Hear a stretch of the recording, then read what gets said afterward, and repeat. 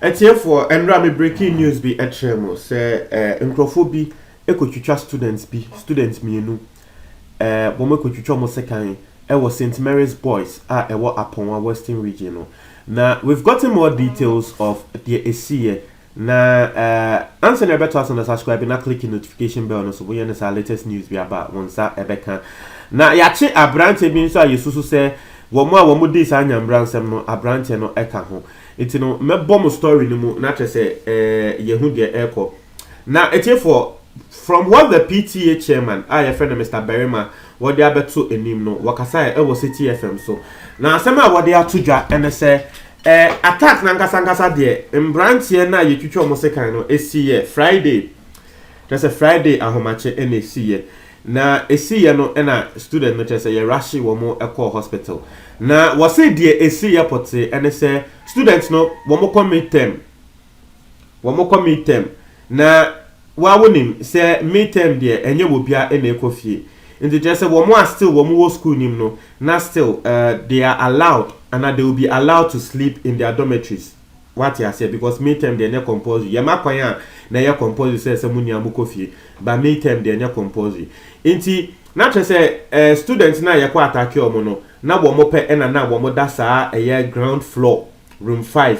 na say yakwa attack omo na Friday attack na eba so na nkrofo na wo mo be attack omo no wo mo ya akronfo na senior assembly kono akoye say school no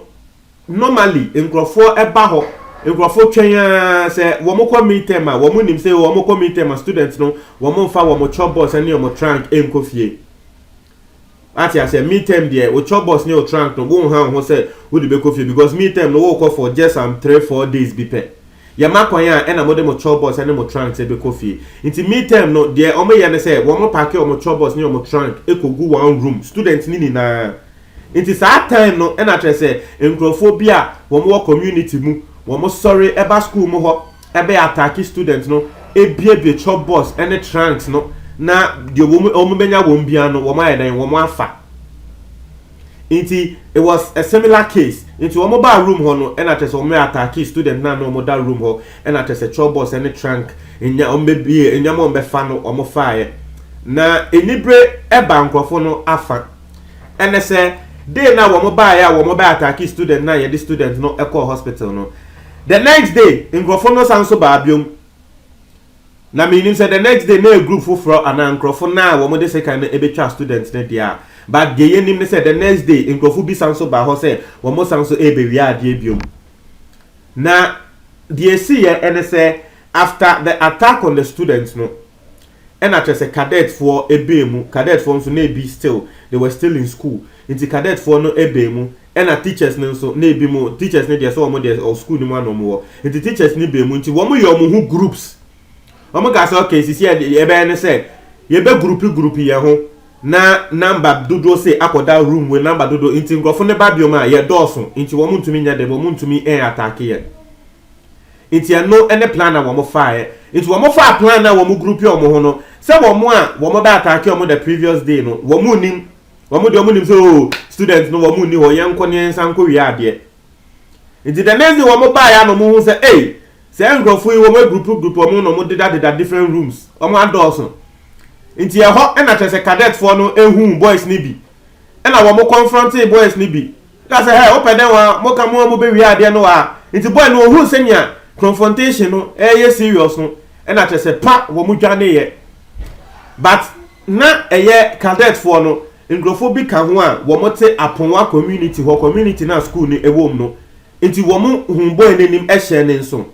nti ho na straight wo mo ko police for na mane say nkrofo no sanso by say wo mo be wi ade but say me din kan kire no we don't know say a different group na buy and we don't know say wo mo first wo mo be wi ade na but what we know ne say wo mo sanso by nkrofo fufuro sanso by say na nka wo mo be wi ade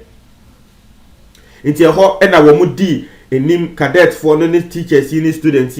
eko police station ko report here na da police for ase police for act fast ho na police for ba school nim na tese wo mo be hwe enyama ACC wo mo koyo mu se nkrofo na ebu trunk bi ni previous attack no wo mo ebu trunk bi ni mo ebubu nkrofo chop box ni ewie enyama bebre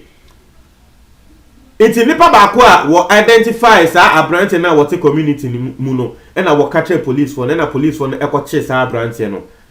na police for no chi abrante na police for no ma abrante ni di omu nim eko ne fie etie for ye ko abrante ne fie na tre say chobos je say wo mu awia ma mattress school ne mattress kra abrante ne wia e na abrante ne ti so e wo fie mattress na abrante no wo da so e wo fie mattress a wo da so wa nko school wo ho na so mattress a wo da so wo fie no ya tro school ni din e wo so e na school na mattress je say chobos kra wo eye ni dem ho ubehu se enyame bia eye school ni property ya tro school ni din e wo so no din ni na e wa branch no ni dem ho e na police wan say just say wo there unko school wo ho wan go school wo na so school ni mu nyama nko na wo room de wo use wo room bia school ni ko ndwa say bia eno na wo room adai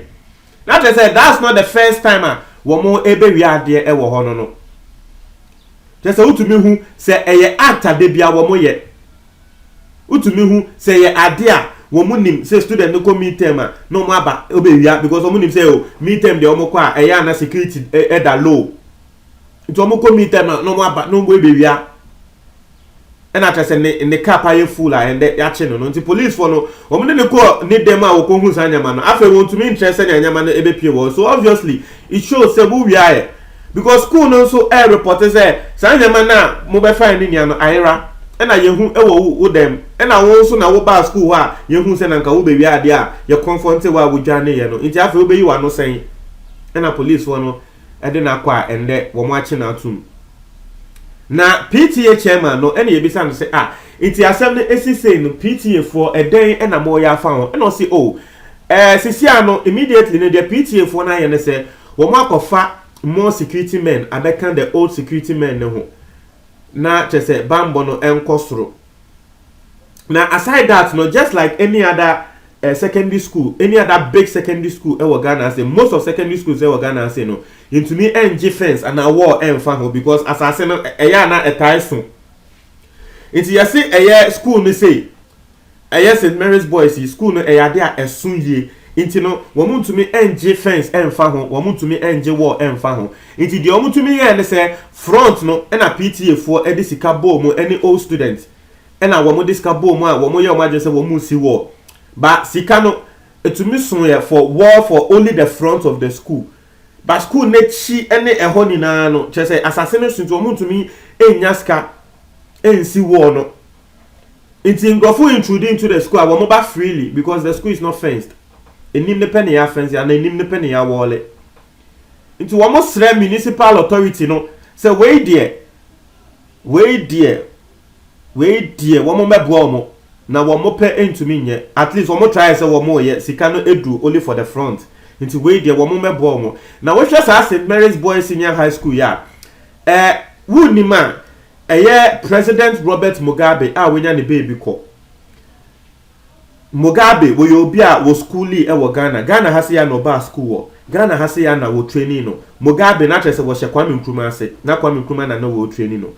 na Mugabe wo te Ghana na wo training no eho na Mugabe wo trade wo so Mugabe when he was young in Ghana he taught in a year St Mary's Boys in the school near school bia just a wo ho ache a very big school a big school obi a wo Western region bia enim sa school we St Mary's Boys aponwa ati ase inti no eno ene nsema eda ho na yeda police for asese asem we wo mu di echi na hopefully abrante na wo mu ache no ono nso bebo ane ache the rest of the people inti no eno ene nsema efri eye the Kwesimintin Police Command ewo Western region eno ne nsema eba na minim just ebi mo amayo mo just said chrono young boys just say mo dia chrono na mo bebo chrono hunti wo sanso de second ye ko twidwa wo bi ba aden by force obi di na de ukowia no wo sanso de second twidwa no se wo ku no se den yo but Nyankopon say those students they are still stable from what we are hearing no wo mo eje ayaresa they are still stable they are very very stable pa into first you the drama into we no this is the updated version of it na me who say back when I'm reporting, a lot of people were commenting. Say make say the other video no and the other podcast no make say St. Mary's womune St. John's womo rivals and I know will be can say they can never be rivals because they are not in the same community. And the Pakono won't be say yeah. I'm telling you, yes, they are not in the same community, but they are rivals when they go for sa interco and sa nyamano. Me my catral say Emrad was your pono. Me first year, na me roommates near na womo ye St. Mary's boys. That be na ye four in the room. Na me roommates me no St. Mary's boys. Womo ene ke katre me. Me kwa second year, na me roommates near womo de me roommate 3 ni na womo ni na no mo ye St. John's boys. Omo so katre me. Ama edu time bi me wa second year na me roommates near omo ye St. John's boys no. Me first year roommates no eba me room say womo besra me. Na womo ba me room say womo besra me na me katre omo say me roommates St. John's boys no. Now to me feel tension no. Even ya na also ya pon no now to me feel tension no. Na womo en kasa womo ho. Now to me feel say the rivalry is there. Into obi a wo Western region bia enim. So there is rivalry among St. Mary's and school na make one 17 no. Yes. But mon try mo adwen your comment box mo tie for me da say.